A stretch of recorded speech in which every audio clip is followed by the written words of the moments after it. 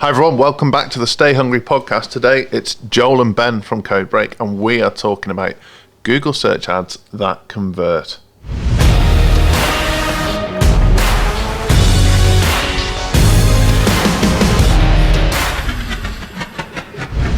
I can't call you Ben for I a was whole going to say, it feels weird you called me Ben. So, for those of you who don't know, Ben is Ben Podmore, known as Poddy in the office.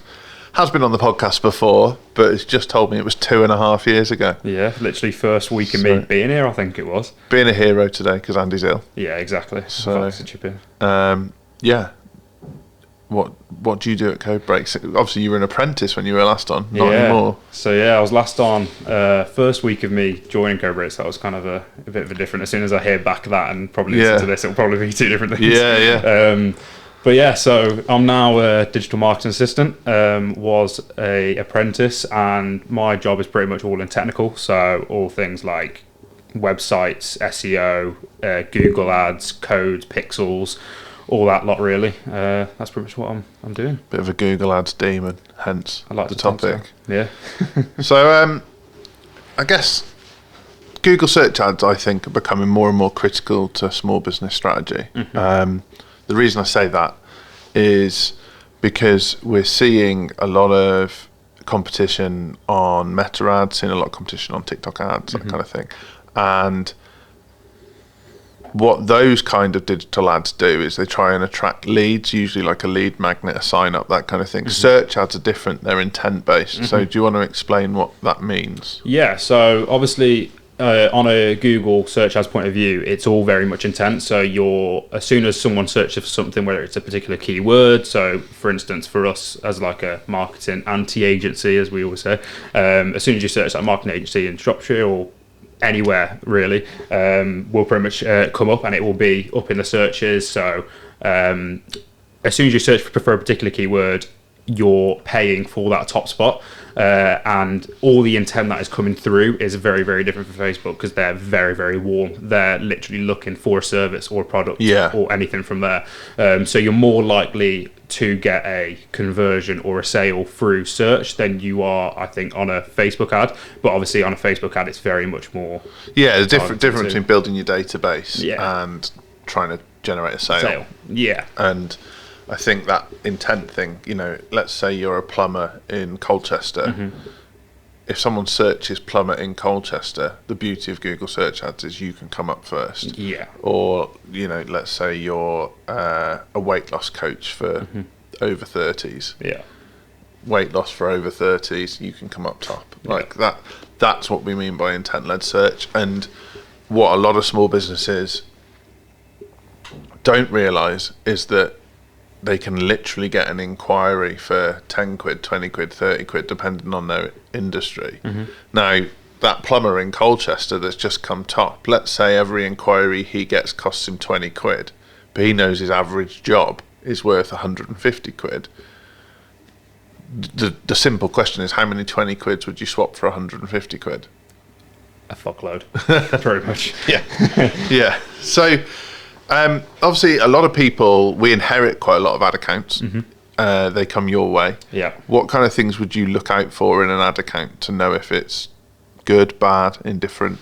So I mainly look at a lot of things. So there can be the ROAS, so the actual return on ad spend, how it's running, how many conversions they're getting, how much they're spending, the average cost per click that is going on to there, and what sort of key terms they're sort of searching for that particular industry. Because what a lot of people do within their Google search ads is that they try go for very generic and very broad. And if you think about all the people that are in your space and in that company, there's probably thousands of businesses that are trying to search for that term too. So I'm always looking at what sort of keywords they're doing, whether they're broad or very specific, and what sort of return they're getting on them keywords, and then also looking at their conversions as well, because with Google, their Google AI is mental. So obviously Google looks at a lot of stuff, and one of the things is conversions, and I see it day in, day out, where people's conversions tracking and conversion values are miles off, and Google's going to be targeting for them conversions too when they come through. So yeah, I mean, we've seen enough accounts now to know that certain agencies are definitely tracking things as a conversion that they shouldn't be. Oh, Like a 100%. button click. Yeah. So that could be a conversion, but Yeah. it should be defined within the ad account as a button click, not an inquiry. Or like a lower value, for Yeah, instance. yeah. Because like you can have like conversion value. So for instance, if you have a website inquiry form come through or a subscription for a newsletter, you're more likely to put value on the inquiry that's coming through on the contact page than a subscriber on a Yeah. newsletter. So you want to pretty much put, and then if you're targeting for that particular thing on Google search and has that as a conversion, you want the conversion value to be higher on the contact page Yeah. than you do on the subscription, and that's what you want to target really, and that's what you want Google to optimize for. Yeah, and I think so people listening understand what a conversion value is. We don't mean sales value. Yeah. Sales value is a separate metric. Yeah. Conversion value is how much weight you give that conversion. So if on your website an inquiry on the contact form to buy something from you is the most valuable type of inquiry you could get, let's say you give that a conversion score of 3, then signing up to your newsletter is just like building your database. You might give that a conversion score of 1, and then in between that, download our free guide, you might give a conversion score of 2. Google's AI then, or algorithm then knows, based on the searches and conversions, Exactly. how to weight. Yeah, and how and like who to push it to, because Yeah. Google will see if someone converts on that 3 conversion value, they're going to be looking at people Yeah. more on that particular basis, and they'll push more budget of your stuff to them because it's a higher value. And that's based on their behavior as well. So like if they're someone that's converted on other websites before, Google knows to serve Exactly. to them. Yeah, it's crazy. Yeah, it's clever. Yeah. It's clever.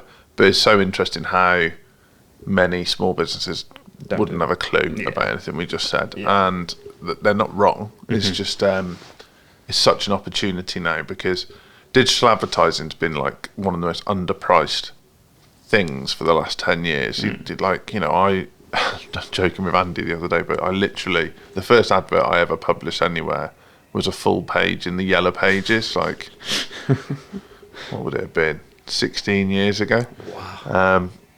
So Google did exist, but not like it does now. I'm not sure the Google ad platform existed. And to have a one-page advert in the Yellow Pages then, so 16 years ago, I'm sure it was like $5,000. And obviously that wholly relied on someone, like let's say it was a plumber, it wasn't, but they'd have to go to the plumbing section of the Yellow Pages, and then most people's behaviour in the Yellow Pages was to look through the directory to find a number, and then they'd turn the page and they'd be hit with this ad, and then they would have to see that as greater value than just going through the directory and ringing the most local one. So you're talking like, at that time, because the Yellow Pages was on its way out, people may be paying $5,000 for sort of 10 calls. Yeah. And with Google and Facebook Meta in recent times, you've been able to pay 50 quid for the equivalent. Yeah. So like, And especially in these times as well, because we see a lot of like people as well, they expect them calls for that minimum budget. Like people don't realize how much budget needs to go into them as well, because obviously we always say like a minimum budget, like you're pretty much talking a lot, whereas for particular things, obviously then you would expect it, whereas now a lot of people expect a bit of a lower budget. And obviously if you would think that back then you would have 10 calls for $5,000, whereas now you would have it for 50 quid off. I find that. Yeah, well, I would say this to people quite frequently, that they'll be like, oh, my leads have gone up to 20 quid a lead, 30 quid a lead, whatever. And it's because they maybe ran Facebook ads or Google ads 5 years ago and they were getting leads for £1. But what they don't realise is 10 years before that, people were paying 100 quid, 200 quid a lead in terms of the effort they were putting in to get leads. Yeah. So we've just had a spell where advertising's been massively underpriced, Yeah. and now those platforms want to make their money back. Yeah. I'm not saying that's right. I'm just saying that's how it is. That's the situation we're in. So I guess like there's other things you can do to optimize your Google search ads. A lot of it around making sure that your website is relevant to what you're trying to get people for. to do, yeah. So what does that mean? What do you need to do on your website? So obviously a lot of the time it depends on like the user experience on there. So as we always say, I believe you mentioned it many times on the podcast before, like always making sure that there's a button on every scroll, and just ensuring that it's optimized. Like a call to action, we mean. Yeah. So making sure that there's always something there for a person to do, so they're never unsure what to do on that page. And then obviously SEO also comes into a factor of it, whether it's on the title tags, on the meta descriptions, anything like that, you need to include them sort of keywords that you're sort of targeted for on a search ad too, because they both correlate, because obviously it's all through Google. So I think the best practice on there is obviously ensuring that your SEO is up to date with all the relevant keywords and within on the page, so it's relevant, and also about the user experience on that actual page and how easy it is for people to make that call to action. Yeah, and all of that, a lot of that gets missed. Not all of it, a lot of it gets missed. You know, people don't realise that their H1 tag needs to be relevant, their H2 tag needs to be relevant. If you don't know what this means, it's easy to Google and find out. But header tags, header 2 tags, image tags, then the copy needs to be relevant, because the relevance score of the page to the Google search ad campaign makes a massive difference to how much it's going to cost you to get a lead, or how much it's going to cost you to get a conversion, and even how high you rank. Because if you're targeting for particular keywords on a search ad and it's quite a competitive space, people are even paying to be on the second page of Google as well, at the top and bottom. Like, you want to be doing that decent SEO too, so then you can also push up, unless you want to be spending have you ever heard Andy's joke on that? No. Where's the best place to hide a dead body? On the second page of Google. Page 2 of Google, yeah. Because if you're in such a competitive space that you can only afford for your search ads to show on page 2, that you're not going to get anything. Yeah. And so you need to really think about that. And what a lot of people don't realise, and plumber is a great one for this. So plumber, as a term on its own, you've got no chance. No. Like, you're going up against Checkatrade, like the big boys. Big boys that are spending a lot. Yeah, spending millions. Yeah. So then maybe plumber Colchester, like we said before, you've got a better chance, but you'll still be going up against those big boys. Yeah. So the cost per click is going to be high. Cost per CPM, cost per 1,000 views is going to be high. So then you need to look at, what can I do to still get intent-led traffic, but that's going to pay me back? And so looking at, like, you might be a gas safe engineer, so then you do gas safe engineer Colchester, which is going to be less competitive than plumber Colchester. Or it might be that you specialise in oil fired boilers, so then it'd be oil boiler plumber Colchester, oil boiler engineer Colchester. More specific. And what you'll start to do is mop up the people who've got more specific intent. So, like, plumbing's a great one, because everyone kind of understands what a radiator is, what taps are. So it's like, my tap is leaking. That could be a great, like, my tap in Colchester is leaking. Could be. Yeah, it could be a lot of things. And people, like, a lot of the time as well, people just try fill their search ads with as many things as they can think about. Like, as long as you are very specific and you know what you want, all you need, it could be 5 keywords, it could be 10 keywords in one search ad that can. And by keywords we mean key phrases. So it could be a sentence. Exactly. Yeah. So, like, if it's a sentence, you're going to be more specific to them people, and obviously you probably have to have that as a phrase match or an exact match, which is obviously for people that are, so obviously like a broad match, for instance, if they even search like how to, or instance, you could be searching for that. So you want to put them on like phrase matches or exact matches. But obviously, as soon as that you're going more specific, you're going to be targeting for them particular ones, because obviously as soon as you say Checkatrade, they're going to be serving for plumbers and everything along them lines. So as soon as that you're more specific, you're more likely to get more value out of your money. And like, to the point now where, well, we've seen locally, let's say, I'll make up some names. So Jim Smith Plumbing, let's say Jim Smith Plumbing is the biggest plumbing company in Shrewsbury. It's not. I've made that up.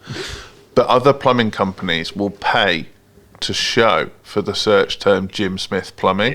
So you need to be ahead of that. You might find that you need to bid on your own name. 100%. In a lot of the accounts that I work on, you have to have the business name in there. I use that in the headline and on the key phrases, because anyone, as soon as that you're known in that space, people are going to be searching for it. Yeah. Even if we put probably Codebreak in there, you're probably 100% people will be buying Exactly. our name to rank for. Exactly. So so for me, I always put that, even if it's a safe bet, because even if you're searching for that, you're more likely to be above them people because of your domain as well. You're going to be top spot regardless. Yeah. So how would someone identify sort of the keywords that they should be looking for? Because it's on the surface, it seems really obvious. Like, I'm a recruitment agency. I need to rank for recruitment agency, recruitment agency Shrewsbury, recruitment agency Shropshire. But the problem there is that's what every other recruitment agency in your area is trying to do. Mm-hmm. So how would you go and find high intent phrases that aren't massively high competition? Yeah, so there's loads of softwares out there that do that. So you can put in a particular keyword and you search for it, and it can give you loads of different options. So you mainly want to be looking at two particular metrics, whether that's search volume and how competitive it is.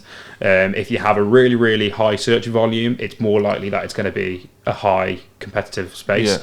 Yeah. And obviously it is good still to have a couple of them in there, as long as they're high search volume, whereas if they're only low search volume, high. Yeah, so absolute worst is low search volume, high competition. Yeah, because not many people are searching it, and everyone's trying to pay to get it. Yeah.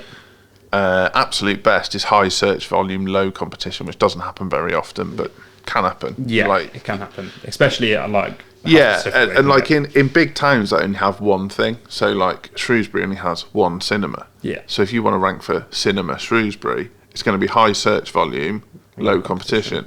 Axe throw in Shrewsbury would be the same, whereas golf course Shrewsbury not so much, because there's several golf courses around it. So that's kind of the logic. And then you have obviously mid volume, mid competition as well, and every variable around those. What kind of mistakes do you see people making when they come to look at their search terms? Oof. I think, as we said, and a lot of people, as you said before, they just go in it blindly. So they'll put in as soon as the first thing that pops into their head. So for us, it'll be like marketing agency and like along them lines, or plumbers. They'll just put that. So I think a lot of the time people don't understand how much actual research needs to go into it at the very start in terms of key phrases. And I don't think people understand how much search volume certain keywords get, because as soon as that you look, like for particular softwares that we use as well, we can see even the most specific keywords that are on there, you can get 100 people searching that a day in your area, and that can be great, because if it's a low competition, you're going to be laughing.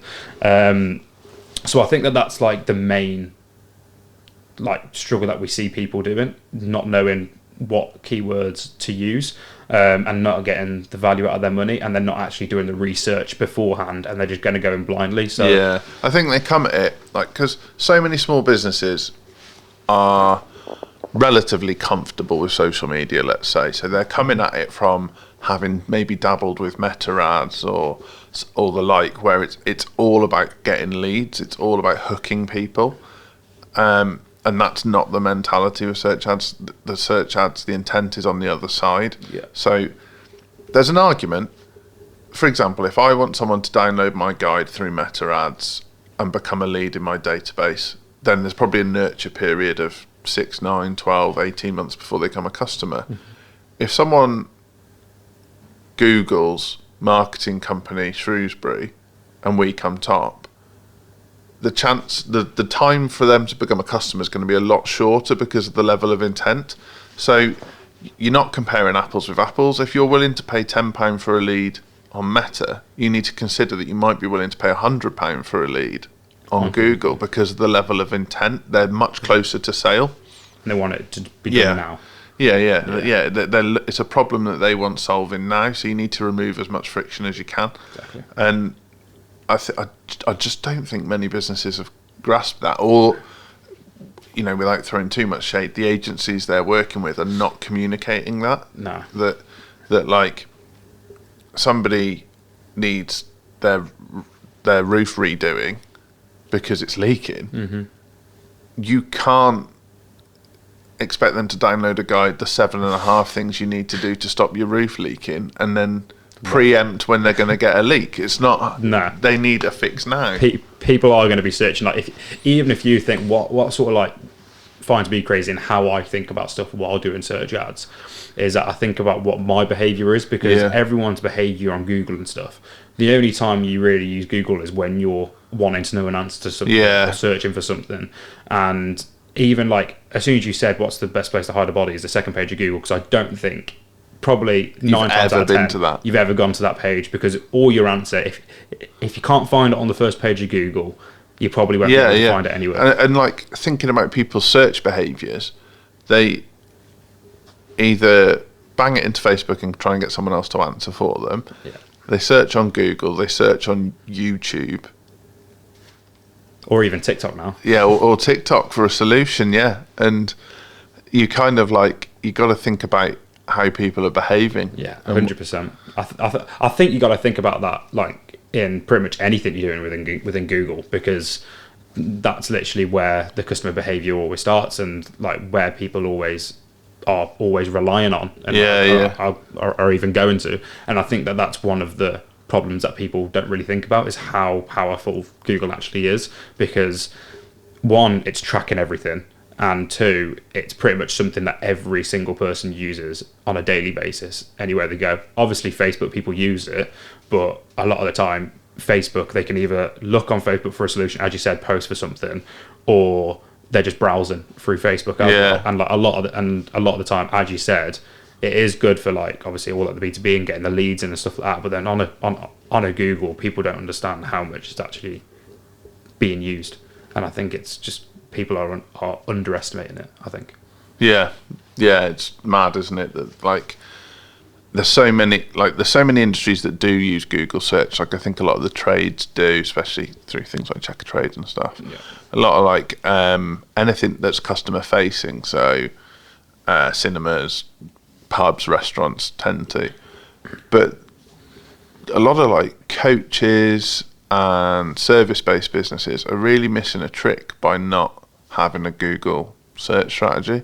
That actually, if let's say someone's looking for an over 50s personal trainer, that's a high level of intent. Oh yeah, 100%. Yeah, and I think it's one of them really that it doesn't get shouted about either, because as soon as that you see anything from like agencies or anyone that you've seen on LinkedIn or anything like that, it's always about Facebook, or it's about billboards, or it's about, and people don't talk about Google as much as it is. And I think it's one of them like dark horses that people don't really understand. It's weird, because it was all anyone used to talk about. And now it's become like, it feels less accessible, but actually it's probably in some cases more effective. And people are always like, as Andy always says, it's shiny object syndrome as well. People are always going to be seeing the new thing. Like as soon as TikTok came out, everyone's pushing for TikTok ads. Threads, whatever. As soon as LinkedIn started doing it, they started doing LinkedIn ads. And don't even get me started on LinkedIn ads either. It's mental. And I think everyone's always trying to think about that. Whereas when you look at Google, I think it's on a different level. Well, obviously it's a lot different to the Facebook and TikTok, and obviously all these different platforms are always different to each other, but Google's very, very powerful in the space of even a B2B or a B2C or a C2C or anything like that company. You need to be on Google. Sound. So if you want to get your Google ads sorted, I can hook you up with a chat with Ben or Poddy, as I should say. But visit codebreak.co.uk, fill in an application for a discovery call. We'll suss out what's going on with your business, loads of free advice. There's a sort of a no pitch promise, so if you don't want to work with us, we won't pitch you. But love to chat to you and catch you again. See you later.